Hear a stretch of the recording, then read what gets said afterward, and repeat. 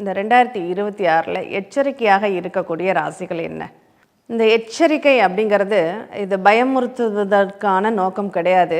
நீங்கள் கொஞ்சம் கவனமாக பயணிக்கணும் அப்படிங்கிறதுக்கான ஒரு தகவல் தான்.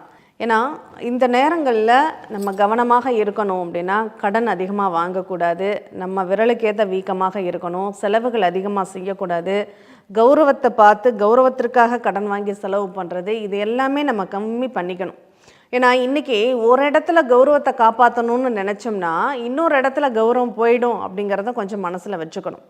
அப்போ இந்த மாதிரி எச்சரிக்கையாக இருக்கக்கூடிய ராசிகள் என்னென்ன? மேஷம், ரிஷபம், கடகம், கும்பம். இந்த 4 ராசிகளும் இந்த காலகட்டங்கள், இந்த வருடம் அவங்கவுங்க தனிப்பட்ட ஜாதகம் அப்படிங்கிறது வேறங்க. நம்ம அட்சயலக்கண பദ്ധதியில் ஒவ்வொரு ஜாதகத்திற்குமே சூழ்நிலைகள், பலன்கள், நிற்கக்கூடிய கிரக அமைப்புகள் அப்படிங்கிறது மாறும். ஆனால் இது இந்த 2026 வருடம் பொதுவான பலன்களாக நம்ம பார்க்குறோம். இதுவே மேஷ லக்னக்காரங்களுக்கு இப்போ லக்னாதிபதியும் நட்சத்திராதிபதியும் நல்ல வலுவான அமைப்பில் இருக்காங்கன்னா அவங்க கவலைப்பட வேண்டிய அவசியமே கிடையாது.